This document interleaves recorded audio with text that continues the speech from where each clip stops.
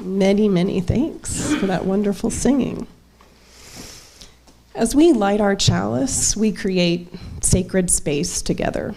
I call you into this time of connection within, among, and beyond with the words of Reverend Scott Taylor, who is the author or the convener of our Soul Matters curriculum. We light this chalice to remember that it is good to make space for breath, that work is not the measure of worthiness, that filling one's life to the brim leaves no room for grace and surprise to slip in. Welcome, friends. Let us make space and be renewed. Children have always also been learning some words that we light our chalice with. So we're going to do those together too, and there's some hand signals with that if you want to do it with me. We light this chalice to celebrate Unitarian Universalism, and you can make 2 U's. We are a church of open minds. We are a church of loving hearts, and we are a church of helping hands. Are you going to help me with this? We're going to count to 3, and then we'll clap. Are we ready? 1, 2, 3. Oh, wow, it worked that time. Amazing. All right, I'm going to take a seat. We use love to help each other learn and grow, and so we have a wonder box that we share our guesses as to what might be in here. Because when we share our perspectives, ooh, it's definitely making some interesting noises. And we learn from each other. So what do you think? You can shout out what you think might be in here. A bell, there's definitely something ringing. Any other thoughts? It's kind of heavy. Guilty votes? More guilty votes. 34 was not enough. We need more, right? Okay. Any other thoughts what might be in here? Skeleton key. Skeleton key. Interesting. All right, we'll open it up. Kind of retro. Little clock. What does that make you think of when you see a clock? Definitely time. 5 what? 5 more minutes, Mom. I need 5 more minutes, yeah. Mom time and kid time is very different. Any other thoughts? What a clock makes you think of? Growth. It's interesting, yeah. Well, let's see what this story, I've shared this one before, and I just think it bears repeating. It's called Taking Time.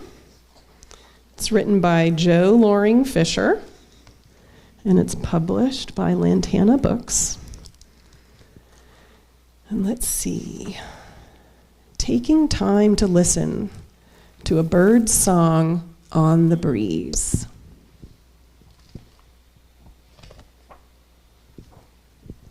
Taking time to gather up the blossom dancing free.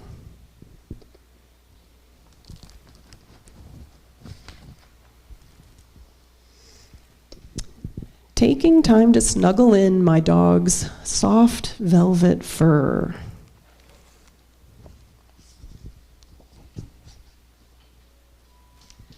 Taking time to feel the beat of my cat's rhythmic purr.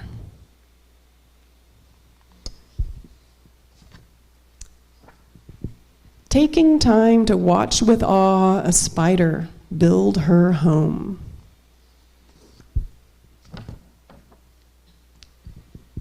Taking time to contemplate the journey as we roam. Taking time to wonder at the vast, astounding sky. Some people saw a lot of aurora borealis recently. Taking time to gaze upon a flock that passes by. Taking time to find myself in eyes that are so kind. Taking time to marvel at a snowflake, soft and fine. Taking time to imagine the deep sounds of the sea. Taking time to cherish you and also cherish me. The end. I saw a saying recently. It said, born to dilly-daddle, forced to pick up the pace. I was just kind of like, yeah. Actually, that doesn't really describe me very well. How do you like to take your time? Is there ever something that you do that you absolutely refuse to be rushed about? Is there anything that you really like to take? I like to give myself a lot of space in between things. Oh, transitions. You like to have nice, lengthy transitions. Morning coffee. Morning coffee. You do not want to be rushed. There's those cups that say, not now, not yet, okay now. Spending time with loved ones. You don't want to be rushed when you're together with people. Arts and crafts, yeah. Can't create if you're feeling a deadline, I don't think. Hard to do. Oh, taking your time with good foods, lobster.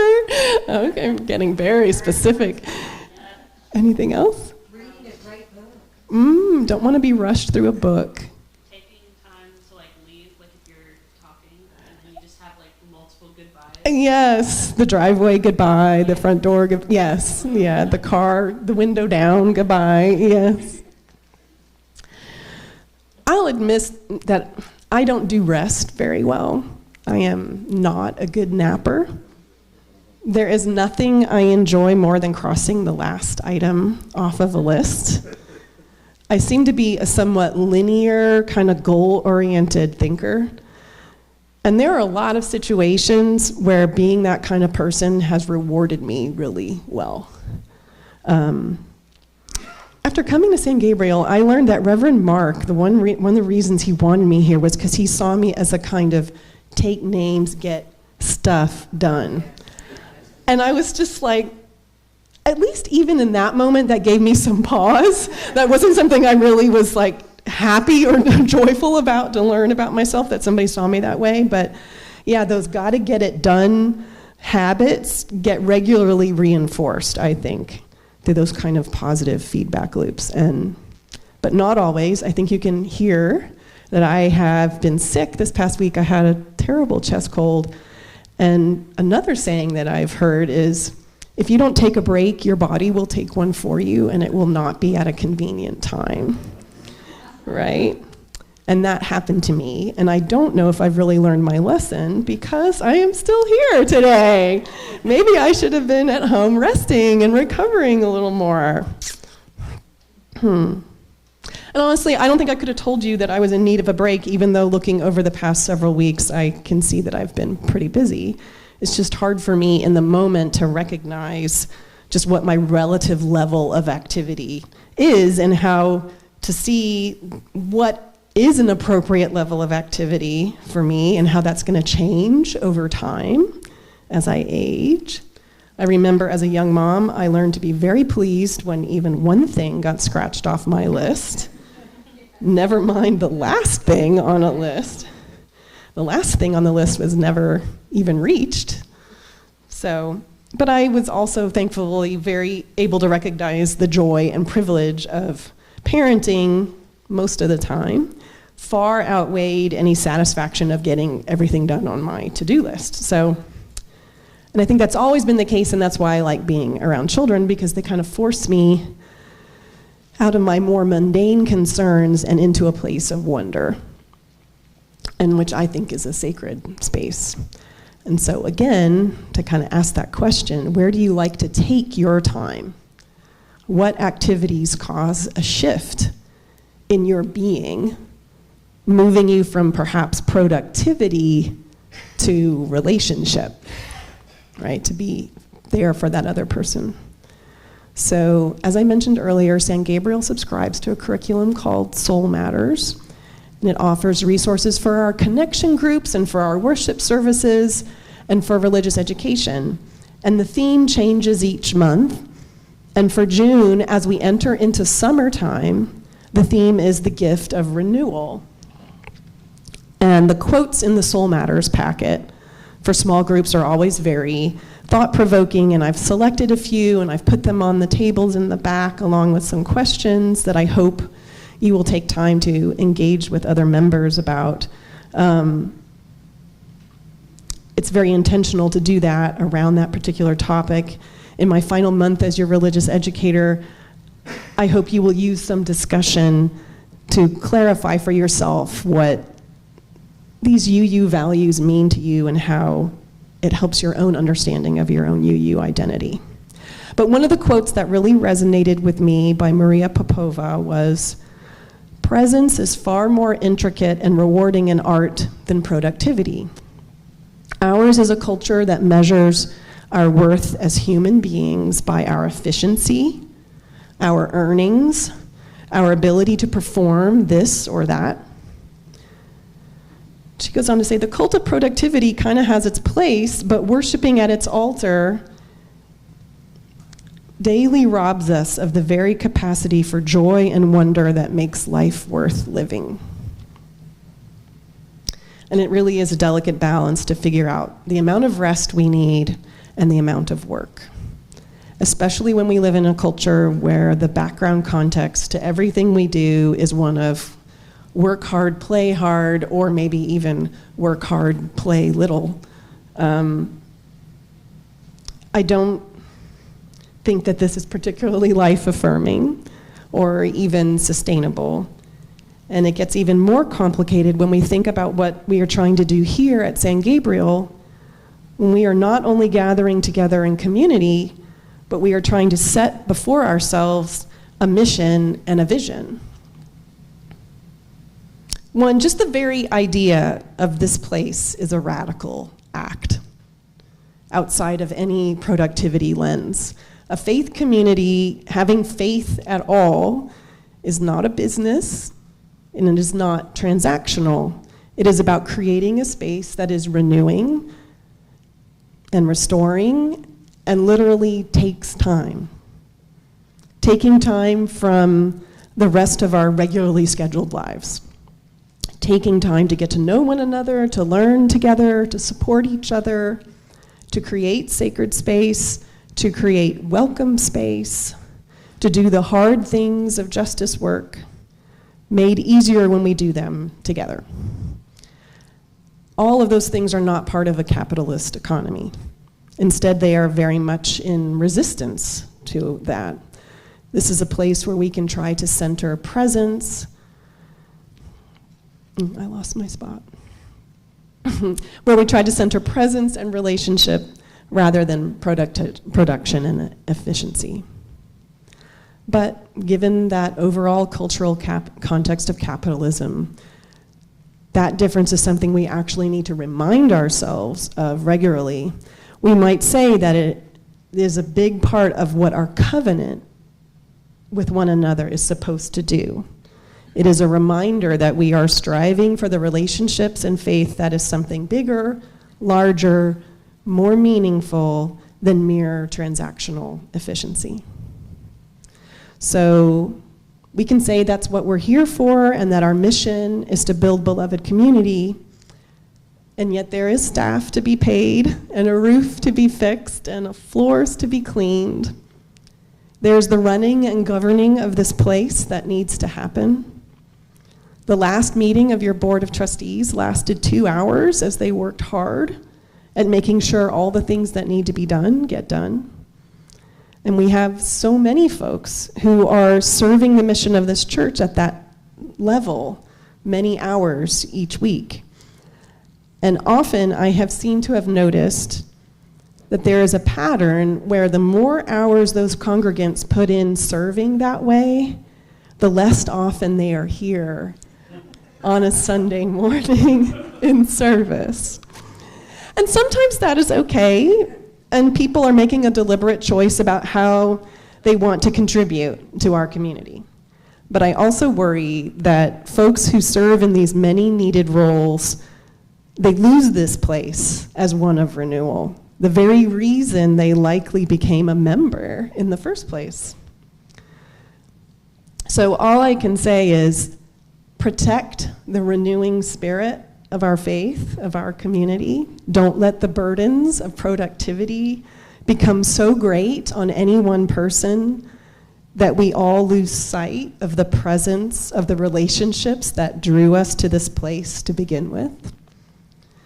I would say term limits and well-defined job descriptions and forgiving deadlines and good food and fellowship all help with keeping our work here together one that is renewing and not draining. I'll end by saying that one way I moderate my own gotta get it done mentality is through puttering.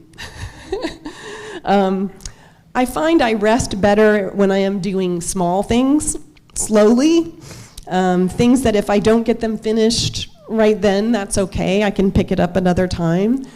But I'm still working towards getting something finished eventually, and that helps me slow down. So in many ways, I agree with what's called the speed of church. Embrace change, but pace yourselves. Take your time, talk it through. It spreads the load and it builds consensus. And when we take time to be in relationship, then we will have the shared trust to make the changes needed for us to survive and thrive. So putter forward into the future, step by step, leaving no one behind. Do this work together.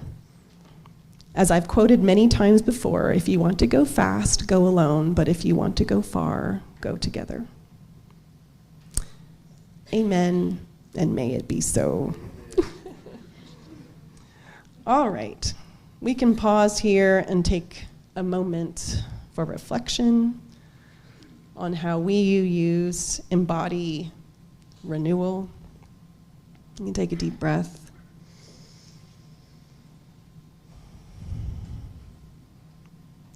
Certainly one way is by listening and learning about one another and our families, as we do in our sharing of joys and gratitudes, concerns and sorrows.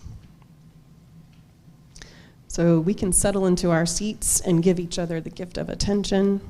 I want to find something to wipe this microphone with before we pass it around, because I'm feeling very conscious of my voice.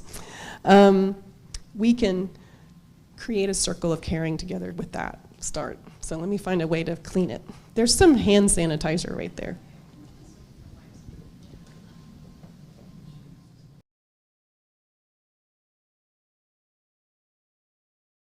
So how do I close this time without sounding self-serving and that we're very joyful?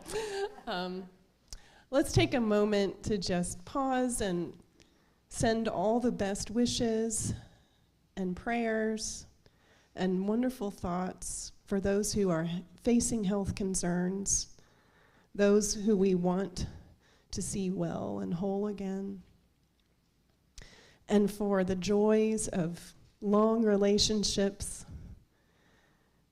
and wonderful accomplishments,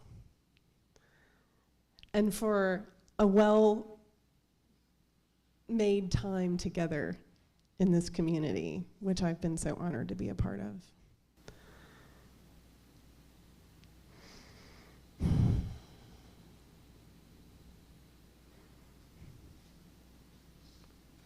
Amen.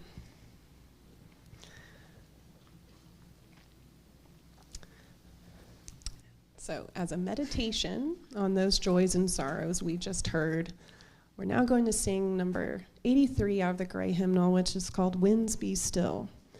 And the lyrics again will be projected, and Jackie's going to play it through for us one time so we know the melody well. And yeah, we can stay seated for this one too.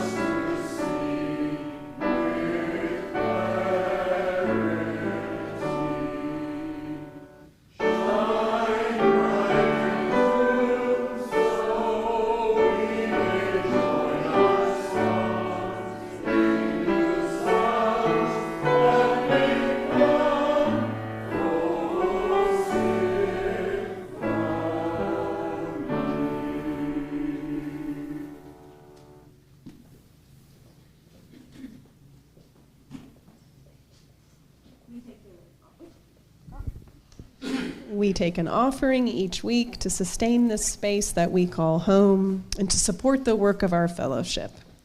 If this is your first time here, please feel free to let the plate pass you by. Your presence this morning is a wonderful gift in itself, and we thank you for coming, for trying us out. And if you filled out a visitor card, you could put that in the plate instead. Now we have Judy Hume, who's going to play on the guitar for us during the offering moment.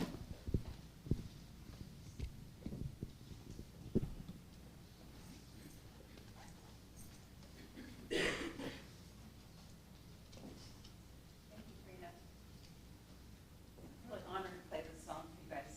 Can you hear me out there? I wrote the song about 3 months ago, and it really fits with today's service, I feel like.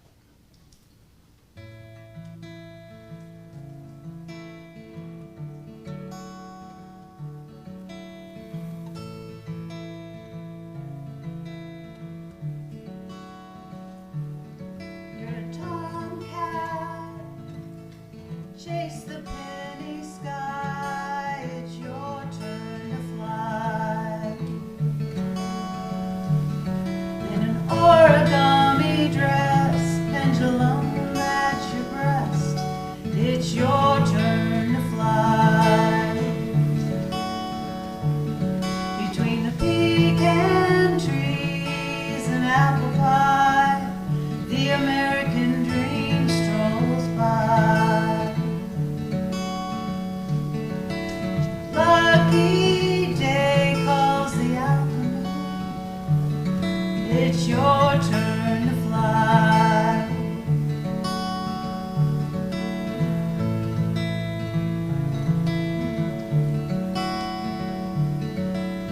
Memories of the good times and the bad.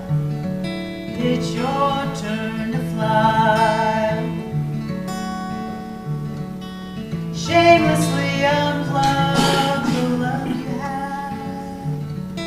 It's your turn to fly. Heading downtown, you write a good haiku. Magic to unlock. Why is it taking so long? With nothing to do. Yeah, it's your turn to fly.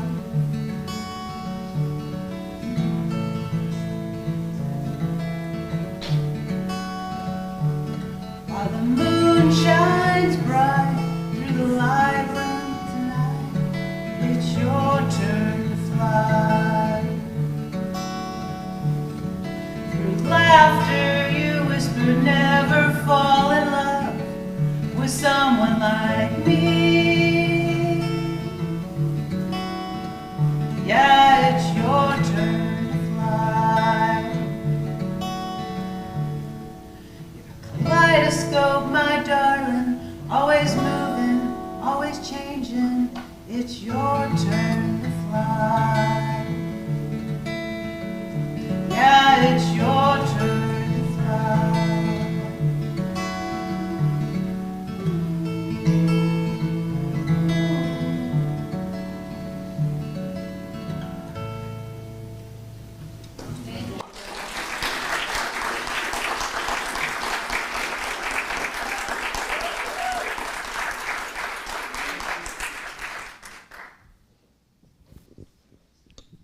What a beautiful gift. Thank you so much. All right, we are going to extinguish our chalice. Oh, now I'm going to get teary. And we'll do this with what the children have learned. We'll do that first, and then I'll have some further words. All right, as we leave this friendly place, love give light to every face. May the kindness which we learn light our hearts till we return. Okay, and so we're going to do this again on the count of 3. Are we ready? 1, 2, 3. All right, we're really on it today. And take these words from Reverend Dr. Rebecca Savage with you today, good people. As we come to the end of service, may you depart from our time together buoyed by the spirit of life, delighted by the warmth of our gathering, and renewed in soul and mind. As we extinguish the flame of our chalice, may its lingering spark be carried in your heart until we are together again. All right, so at the back, there are those discussion questions and quotes if you'd like to get a little deeper on renewal and what that means for you. And we have coffee. And we have other ways that we can converse with each other. We have an info session. We have a membership orientation. We have all the things. So I hope I will see more of you in a few minutes. All right.